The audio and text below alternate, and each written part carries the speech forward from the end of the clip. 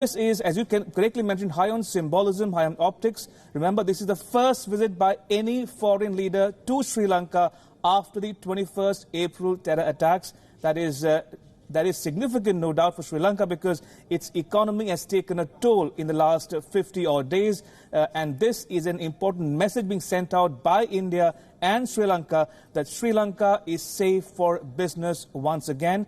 And one can only expect and hope that this might bring glad tidings for the Sri Lankan economy going forward. Now, as we watch these visuals of Prime Minister Modi taking part in planting a sapling at the Presidential Secretariat, Mohammed. Again, just to put into context for our viewers, now this is the third visit to Sri Lanka by Prime Minister Modi in the last 4 years. He first visited Sri Lanka in 2015, the second was in 2017, and this is his third visit, the first in his second term in office.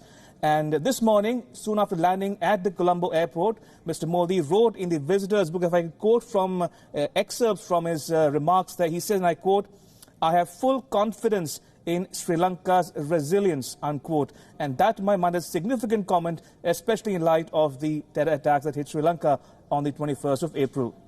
Absolutely, indeed. That is a very important point that you raised, Ramesh, because in the aftermath of the serial bombings that took place in April, many countries have in fact issued advisories asking their citizens to travel to Sri Lanka only if they must, considering the fact that Sri Lanka, to a very large extent, for a lot of its revenue also relies on tourism. And there are estimates which state that because of this terror attack that took place on Easter Sunday, Sri Lanka's tourism industry will be hit by as much as about 20%. That is the extent of revenue that it is expected to lose. And this, in absolute terms, is quite extraordinary because there are estimates that say that the Sri Lankan tourism is something that contributes to almost about $500 million, and almost about $100 million is what Sri Lanka will end up losing because of that terror attack, because of the advisories that have been issued. These are the visuals from just a little while back where Prime Minister Narendra Modi and Maithripala Sirisena, the Sri Lankan president, they're standing shoulder to shoulder. Prime Minister Modi has, of course, been hosted by the Sri Lankan president in a very elaborate ceremony that just unfolded at the Secretariat in Colombo. And also, Ramesh, if I can just reiterate on another point, if I can get your opinion on this. The Indian-Sri Lankan equation over the course of the last decade was seen as rather an uneasy one, where Sri Lanka, it was being speculated, was slowly moving into the sphere of influence of China.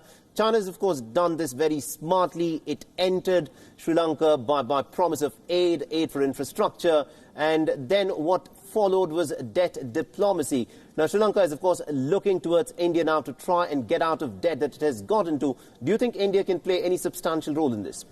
Well, Mohammed, just to put things into perspective here for our viewers, now Sri Lanka's location in the Indian Ocean is its strength as well as disadvantage. Strength in terms of its location, strategic location is that, and it's of interest to all countries in the neighborhood and beyond, especially India and China.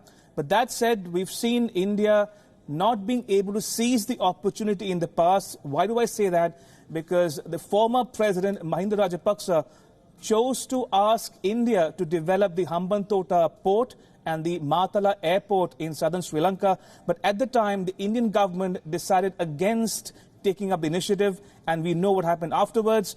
We saw Sri Lanka turn its attention to China, and then today we see the situation where Sri Lanka is in a so-called debt trap, and they have a debt equity swap now, and they're given the Hambantota port on a 99-year lease to China. So India and China are vying for influence in Sri Lanka, no doubt. But of late, we've seen India make inroads into Sri Lankan domestic politics and economy in particular.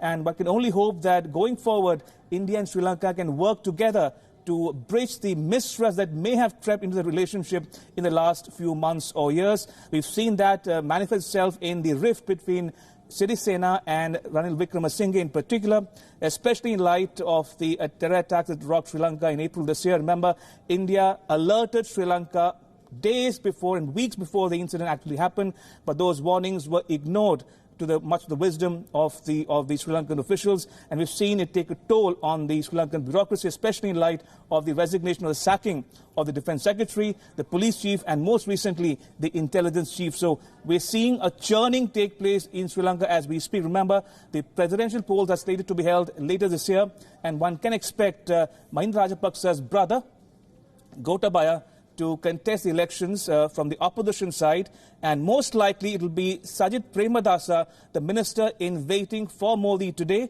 who might be the unified or the compromise candidate from the Ranil Wickremesinghe side with the support of President Sirisena. Absolutely, indeed. And also one of the interesting things that stands out, Ramesh, as we look at these visuals is the concerted push that Prime Minister Narendra Modi has in fact taken to try get all sides of the Sri Lankan political spectrum into his ambit. Because not only is he meeting with the leaders who are presently incumbent in power, he's also meeting with the leaders of the opposition, right? Like you pointed out, Mahinda Rajapaksa, the former strongman of the president, he is no longer eligible to contest for the role of the president. But his brother, Gotabaya Rajapaksa, he has, of course, confirmed his candidature for the presidential run that will take place later on this year.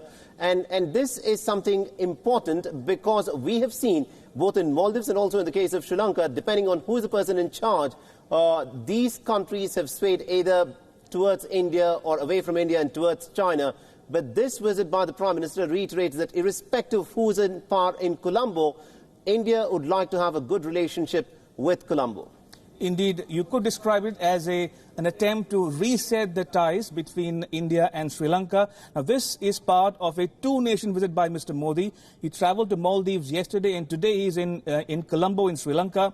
And if there were to be a recurrent theme in his engagements in both Maldives and Sri Lanka, Mohammed, that is counter-terror cooperation. Yesterday, addressing the Majlis in Malé, Prime Minister Modi spoke about the fact that counter-terror cooperation is high on the bilateral agenda between India and the Maldives. And he also posed a question to the world at large. He says, if we can cooperate on the issue of climate change, why not on counter-terror cooperation? He also asked the world community to organize a conference on terrorism so that consensus can be forged going forward on this particular issue. With that said, we've seen the same thing happen in Colombo as we speak. He traveled to the St. Anthony's Church in Colombo, which was the scene of one of the attacks on the 21st of April. And that, to my mind, is very significant given the enormous impact it has had on the Sri Lankan polity, economy and its people. Ramesh, that of course is a very significant thing which Prime Minister Narendra Modi has reiterated. He's asked for cooperation between India and the regions of the neighbourhood to cooperate on counter-terror operations, because this of course is critical in ensuring the safety and security of the region.